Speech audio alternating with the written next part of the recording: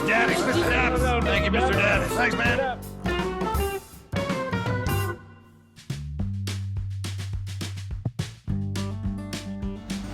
So today is a very cool day where you're going to see Fuji from a very unique location. Actually, it's right over my shoulder.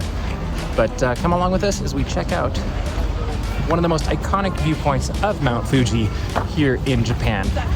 Let's have an adventure.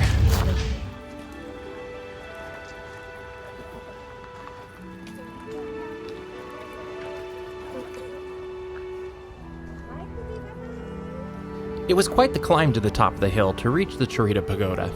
However, the fall colors and the view of Mount Fuji made it totally worth it.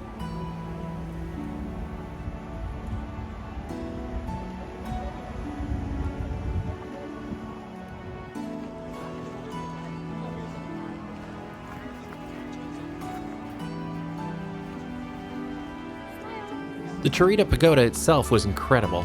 I'd seen it before on TV during the Olympics, but really never had imagined that I would see it in person. The views of the Mount Fuji also were stunning. They were the best I've seen during the trip.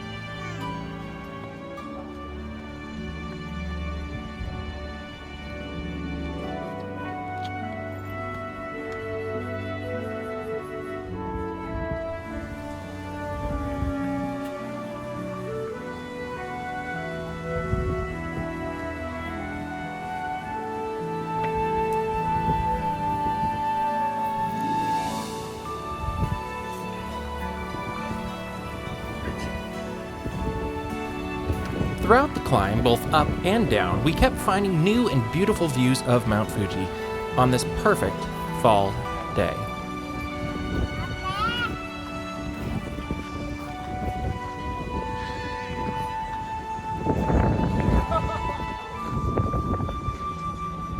Way up there, somewhere above all those trees is where that pagoda is.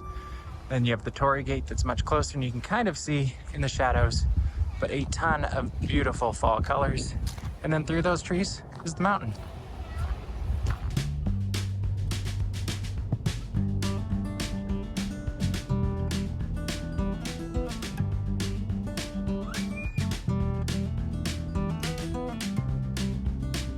The next stop was an ancient Japanese village.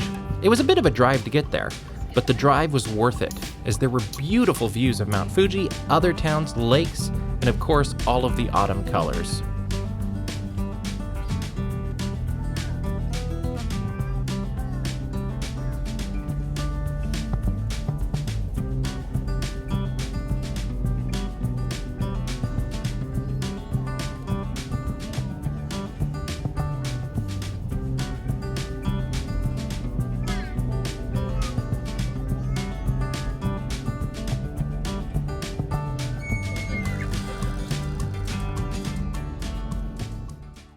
The village of Nenba once had 40 thatched roof houses and is said to have dated back to the time of the Takata clan, which is the 12th to 16th century.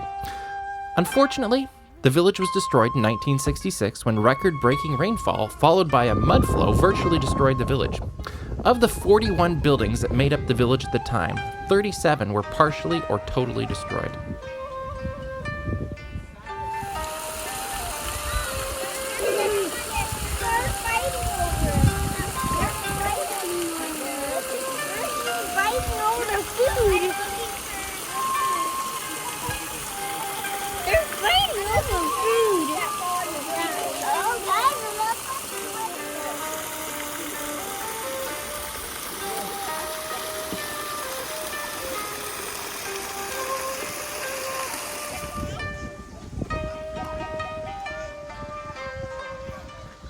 In 2006, the village was rebuilt with 20 buildings. While this isn't a completely original ancient Japanese village, it is still very impressive, and it gives the feel of what an ancient Japanese village would have been like. It also, stunning. It was one of the most beautiful places I visited in Japan.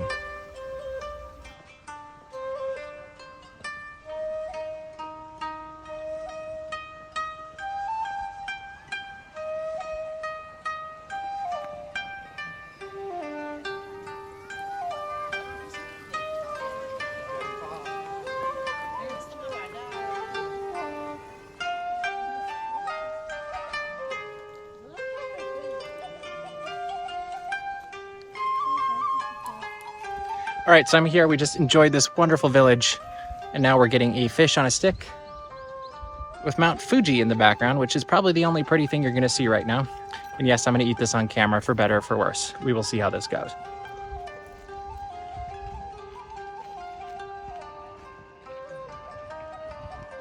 Different textures. A little bit crunchy, a little bit salty, a little bit fishy, but not bad. Definitely still has bones. This is an interesting experience, but I'm glad I did it. I'll take one more bite.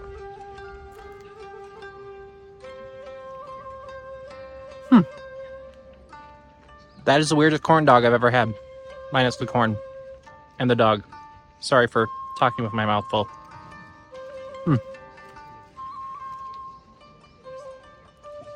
When in Japan.